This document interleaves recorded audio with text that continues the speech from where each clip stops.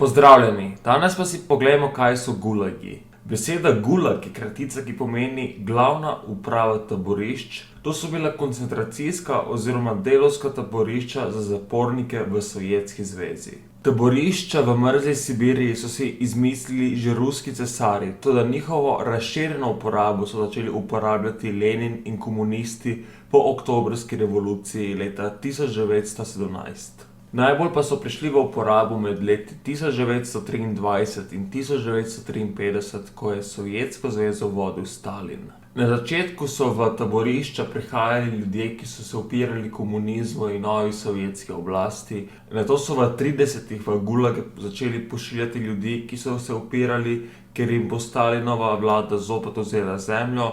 V gulage je bilo poslanih 20 milijonov ljudi. Umrlo jih je 1,7 milijona. V koncu 40-ih in v začetku 50-ih je gulag predstavljal 15 sovjetskega BDP-ja. Po koncu druge svetovne vojne so v gulage prihajali tudi nekdanji nemški vojaki, ki so se borili na vzhodni fronti, in drugi pripadniki sile OSI. V gulagih je bilo zaprtih ogromno bivših veleposlaništev, ki so jih klicali kulaki. Prav tako pa so zapirali tudi kriminalce, dezerterje Rdeče armade, pedofile, duhovnike, politike, intelektualce in ljudi, ki niso bili ravno preveč navdušeni nad Stalinom.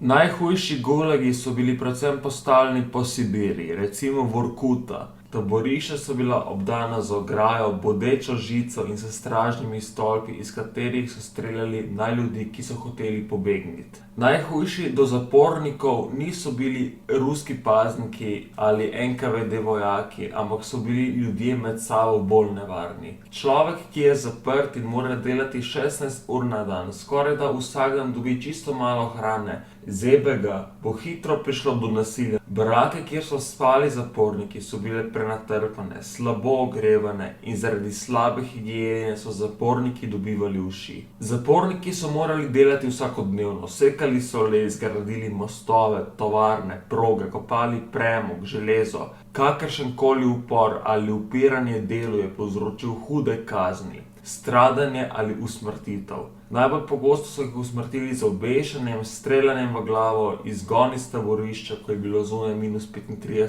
stopinj, ali pa so jih zaprli v majhne hladne sobe in jih pustili tam dan ali dva. Nekateri zaporniki, ki so se obnašali dobro, so postali vodje zapornikov. Nadzirali so njihovo delo in NKVD vojakom poročali o jetniškem obnašanju. 20 milijonov ljudi je bilo v času Stalina poslanih v gulage zaradi njegove paranoje. Po njegovi smrti so ogromno gulagov izpraznili in razpustili, ker je veliko ljudem na oblasti zdelo, da to, kar je počel Stalin, je bilo nehumano. Kljub temu so gulagi obstajali do leta 1989, ko jih je razpustil Gorbačov. Svojo prakso nasilja do zapornikov pa se je kljub Stalinovi smrti ohranila vse do razpustitve gulagov. When I with my friend take over, you go to gulag. Upam, da vam je bil današnji komentarec všeč. Če vam je bil všeč, pritisnite like in se naročite. Hvala in lep dan.